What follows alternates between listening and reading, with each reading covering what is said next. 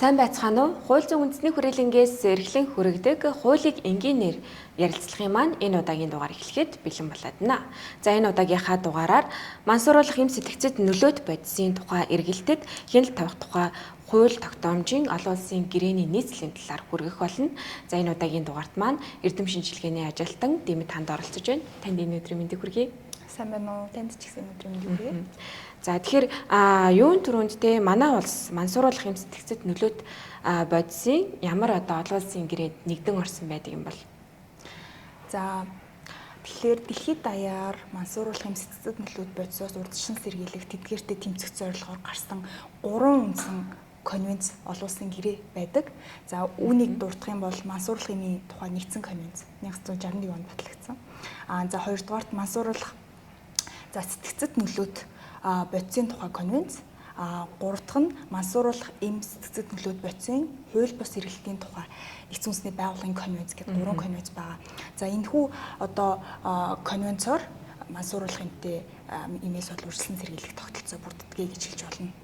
Сэтгцэд нөлөөт бодисын тухай конвенц нь одоо эхний дурдсан мансууруулах эмийн тухай нэгдсэн конвенцоос юугаараа ялгаатай вэ гэхээр энэ хүү конвенцийн бий болгосон мансууруулах эмтэй холбоотой тогтолцооны гадуур үлдсэн одоо сэтгцэд нөлөөт бодисыг жагсаалт болгон конвенцоор оруулж ирснээр онцлог байгаа. Харин сүүлийн конвенцийн хувьд олон улсын хамтын ажиллагааг илүү онцолж авч үзсэн. Мөн холбогдох хоёр конвенцийнхоо туслах хэрэгслэн гэж болов авч үздэг байгаа. Эдгээр конвенцуудад одоо худалдан борлуулсан, тээвэрлсэн, за магадгүй хэрэгэлсэн тохиолдолд одоо ямар хуулийн хариуцлага хүлээлгэх гэхээр ямар хариуцлага арга хэмжээ авахар одоо тусгасан байдаг юм бол. За тэгэхээр дэлхийн улс орнуудын хууль тогтоомж, эрүүгийн хуулийн эрүүгийн эрх зүйн уламжлал, за ялын бодлого зэрэг нь бол хоорондоо ялгаатай байдаг. Тэгэхээр яг олон улсын конвенцээр бол яг 25 жилээс дээш оногдуулах ёстой гэдэг юм уу? Яг тэдэн тухайн хугацаагаар хорих ял шийдэгнэ гэсэн хугацааг бол нийтлэг байдлаар заах нь оновчгүй үзээд хугацааг бол заадаг байгаа. Харин эдгээр конвенцуудад юу гэж зааж өгсөн бэ гэхлээр шийтгэлийн заалт гэсэн хэсэг байдаг. За шийтгэлийн заалтад эдгээр конвенцод харш байж болох аливаа үйлдэлийг гэмт хэрэгт нэгдүгээр тооцно. За тооцохдоо хорих болон эрх чөлөөг нь хасах хэлбэрээр эсвэл бусад байдлаар энэ тэгэхээр дурдсан одоо гэмт хэрэгүүдийг бол хүнд гэмт хэрэг, ноцтой гэмт хэрэг гэж авч үзсэн. Шийдвэл одоо зохих арга хэмжээг өөрийн дотоодын үндсэн хуулийн хязгаарлалтын хүрээнд авах ёстой юмаа гэдгийг бол зааж өгсөн байгаа. За эмчилгээтэй холбоотой заалтыг авч үзэх нь бол зүүн хэрэг. Яагаад тэгэхээр эдгээр мансууруулах эмийн тухай нэгдсэн конвенцийн одоо бас нэг гол зохицуулт нь бол мансууруулах эм хэрэгэлсэн одоо тэдгээрт донцсон иргэдэг бол нэг талаасаа гэмт хэрэгтэн, за нөгөө талаасаа бол эдгээр хүмүүс нь өвчтөн юм аа гэж авч үздэг. Тэгэхээр эдгээр хүмүүсийг нийгэмшүүлэх, цаашлаад нийгмийн амьдралд нь буцаад оруулах зорилгоор нөхөн сэргээх эмчилгээний талаарх зохицуултууд бол гол байр суурь эзэлдэг. Тэгэхээр энэ эмчилгээг эдгээр арга хэмжээг авахын тулд улс орнууд маань тухайн зорилгод хүрэх одоо шаардлагатай бүхий л арга хэмжээг авах үүргийг бол улс орнуудад хүлээлгэсэн гэж хэлж болно. За Монгол улсын хувьд гэх юм бол харамсалтайгаар яг энэхүү үүргээ бол бүрэн биелүүлж байгаа гэж дүгнэхэд дутмаг одоо гэж хэлж болно. Яагаад тэгэхээр за мансууруулах эм сэтгцэд нөлөөт бодисд донцсон иргэд бол байгаад идэг. За тэгтэл эдгээрийг эмчлэх, за нөгөө талаар нөхөн сэргээх үйл ажиллагаа маань юу ч хангалтгүй практикт бол хэрэгжихгүй байгаа. Эдгээр эмнэлэг за байгаа боловч эдгээр одоо эмнэлэгт хэвтэн эмчлүүлж байгаа хүмүүс нь зөвхөн архинд донцсон донтох эмэгтэй хүмүүс байгаа. Харин мансууруулах эм сэтгцэд нөлөөт бодисд донцсон эмэгтэй хүмүүсийг бол ерөөсөө эмчилдэггүй байгаа. Энэ нь болохоор одоо хуулийн нэг хэрэгжихгүй байгаа талыг илэрхийлж байгаа гэж хэлж байна. Энэхүү одоо олон улсын гэрээ конвенцуудад за Монгол улсын хууль тогтоомж яг нийцэж байна гэдэг дээр илүү дэлгэрэнгүй хэлж өгөөч. Тэгэхээр Монгол улсын үндсэн хуулийн 10 дугаар зүйлд Монгол улс олон улсын гэрээгээр хүлээсэн үүргээ шударгаар сахин биелүүлнэ. Хэрвээ тухайн гэрээнд нэгдэн орсон бол дотоодын хууль тогтоомжийн адил хүчин төгөлдөр үйлчлэнэ. За Монгол улсын үндсэн хуульд хашилсан олон улсын гэрээг бол сахин биелүүлэхгүй гэсэн одоо чухал заалтуудыг бол тусгаж өгсөн байдаг. Эдгээр заалтын хүрээнд Монгол улс нэгдэн орсон бол тухайн олон улсын гэрээгээр хүлээсэн үүргээ заавал биелүүлэх одоо үүргийг хүлээж идэг. Тийм болохоор гэрээгээр хүлээсэн үүргээ шударгаар сахин биелүүлэх нь бол маш чухал тооцогддог. Монгол улс маань эдгээр 3 конвенцэд бол нэгдэн орсон. Тийм болохоор хүлээсэн үүргээ бол биелүүлэх нь зайлшгүй зүйл байгаа. За бид манай багийн судалгаа одоо хийсэн судалгаа маань мансууруулах эм сэтгэл төлөв бодисын тухай хуульд хэрэгжилтийн үр дагаврын үнэлгээ хийсэн байгаа. За энэ хүү хэрэгжилтийн үр дагаврын үнэлгээний нэг хэсэг нь бол олон улсын конвенцийн нийцлийг хууль тогтоомжтойгоо харьцуулж судалсан байгаа. Энэ хүрээнд бол тухайлбал мансууруулах эмийн тухай нэгдсэн конвенцэд одоо мансууруулах эм сэтгэл төлөв бодисыг үйлдвэрлэх, түгээх гэх мэт одоо олон гэмт хэрэгүүдийг бол чагсаасан байдаг. За эдгээр гэмт хэрэгүүдийг Монгол заавал шийтгүүл зохих гэмт хэрэг гэж үзээд эрүүгийн хуульдаа тусгана гэсэн үг.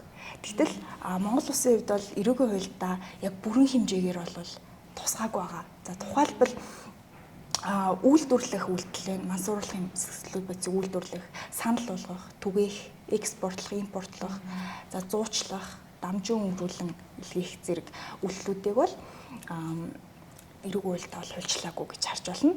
Харин үйлдвэрлэх одоо экспортлох, импортлох үйлдэлүүдийг бол зөрчлийн хуулиар хуулж үзсэн байдаг.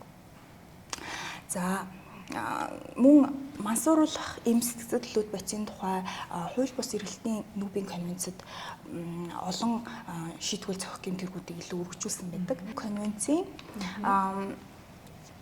гэмт хэргийн хүндрүүлэх нөхцөлийг бол гэмт хэрэгээр бас тооцоогоор заасан байдаг. За эдгээрт бол конвенцийн 3.5-ын Б-р заалтад олон улсын чанартай бус төрлийн зохион байгуулалтаа гэмт үйл ажиллагаанд оролцсон бол гэмт этгээд тухайн гэмт хэргийг үйлдсэний улмаас хууль бусад үйл ажиллагаанд оролцсон тухайн одоо гэмт хэрэг үйлдэхэд насан туршаагүй хүмүүсийг татаа оролцуулсан эсвэл тэднийг ашигласан гэх зэргээр одоо 6 хүндрүүлэх нөхцөлийг бол зааж өгсөн байдаг. Тэгтэл Монгол улс яг эдгээрийг бол бас хуульчлаагүй гэж хэлж болно. Мөн энэхүү конвенцэд өмнө нь одоо мансууруулах эмийн тухай нэгдсэн конвенц өмнө гарсан 2 конвенцэд дурдсан одоо дээр дурдсанаар чагсааж гэмт хэргийг тогтоосон байдаг гэсэн шүү дээ. За энэхүү гэмт хэрэг болгоноор маань ерөөс ингэж зорилго болгоод тухайн зорилгоор үйлцэн гэмт хэргийг гэмт хэрэг гэж тооцсон шүү гэд зааж өгсөн байгаа. Монгол улсад бол эрүүгийн хуулийн 27-оос 20 дугаар зүйлүүдэд яг мансууруулах эм сэтгэл бодистой холбоотой зохицуултуудыг тусгасан. Тэгэхдээ худалдаалах болон худалдаалах зорилгогүйгээр гээд 2 зорилгыг л хуульчилж өгсөн. Тэгэхээр энэхүү зорилгыг бол бас өргөжүүлэх шаардлагатай байна гэж дүгнсэн байна.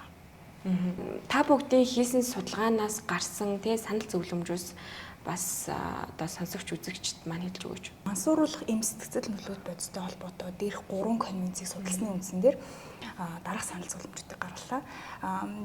Эхнийх нь гэх юм бол үйлдвэрлэх, экспортлох, импортлох, за түгээх зэрэг одоо судалгаанд дурддагдсан яг чагсаалтаар дурддагдсан үйлдэлүүд байгаа. Эдгээрийг бол эрүүгийн хуульд тусгах шаардлагатай гэж үзсэн. Хоёрдугаарт